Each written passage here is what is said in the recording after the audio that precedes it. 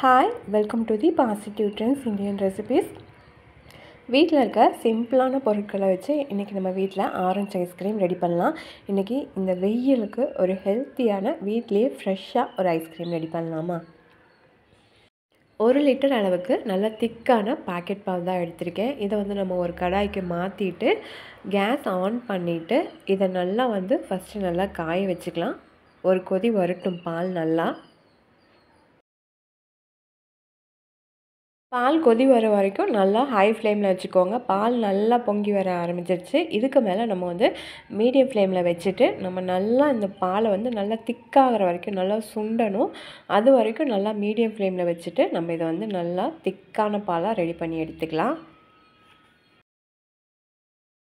இப்போ பார்த்தீங்கன்னா பால் பாதிக்கு பாதி நல்லா சுண்டி வந்துருச்சு. எனக்கு இது ரெடி ஆகிறதுக்கு ஒரு 10 நிமிஷம் போல் ஆயிடுச்சு. இது இன்னும் நல்லா திக்காக நல்லா சுண்டி வரணும்.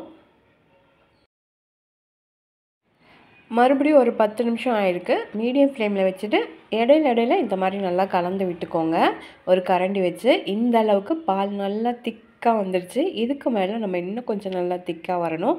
கைவிடாமல் கிளறிக்கிட்டே இருக்கணும். இதுக்கு மேலே இல்லைன்னா அடிப்பிடிக்க ஆரம்பிச்சிடும்.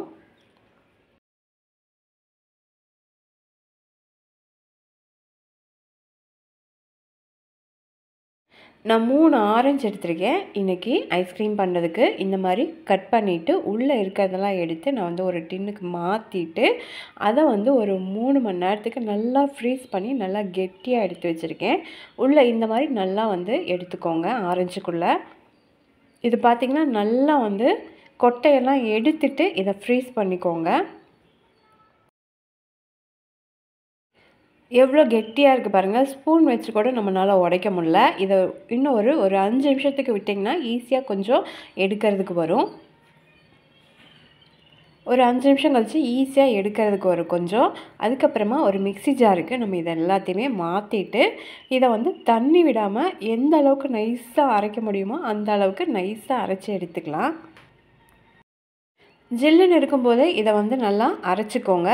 கொஞ்சம் கூலிங் போயிடுச்சுன்னா இது லிக்யூடாக மாற ஆரம்பிச்சிடும். இப்போ நல்லா நைஸாக இந்த மாதிரி நைஸாக அரைச்சி எடுத்துக்கோங்க.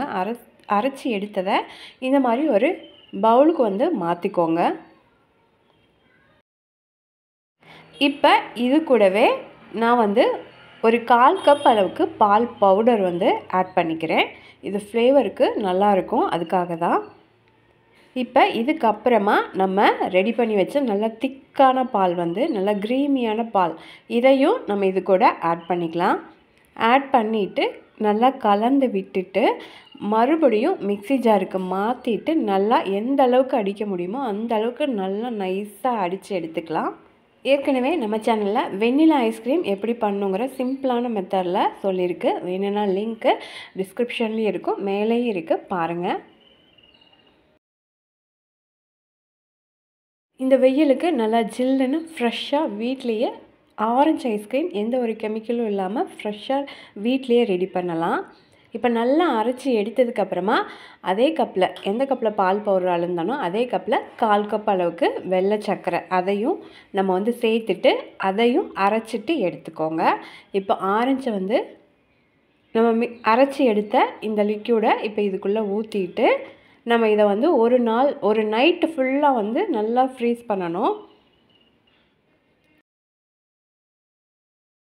எனக்கு இன்னும் கொஞ்சம் அதிகமாக இருக்கனால நான் மறுபடியும் இன்னொரு கப்புக்கு நான் மாற்றிட்டு இதையும் நல்லா ஃப்ரீஸ் பண்ணி எடுத்துக்கிறேன். ஒரு நைட்டு ஃபுல்லாக இதை நல்லா ஃப்ரீஸ் பண்ணி எடுத்துக்கோங்க ஃப்ரிட்ஜுக்குள்ளே. இப்போ இந்த ஆரஞ்சு ஐஸ்கிரீம் நாளைக்கு எப்படி வந்திருக்குன்னு பார்க்கலாம்.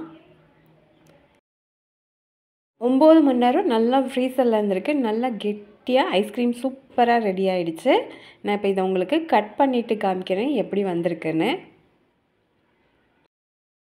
இந்த வெயிலுக்கு குழு நல்லா ஜில்லுன்னு ஆரஞ்சு ஐஸ்கிரீம் சிம்பிளாக இருக்கிற வீட்டில் இருக்க இன்க்ரீடியன்ட்ஸ் வச்சே நம்ம ரெடி பண்ணிடலாம். இந்த ஆரஞ்சு ஐஸ்கிரீம் ரெசிபி பிடிச்சிருந்தா நம்ம சேனலை சப்ஸ்கிரைப் பண்ணிக்கோங்க, லைக் பண்ணிக்கோங்க, ஷேர் பண்ணிக்கோங்க. மறுபடியும் வேறு ஒரு ரெசிபியோடு பார்க்குறேன்.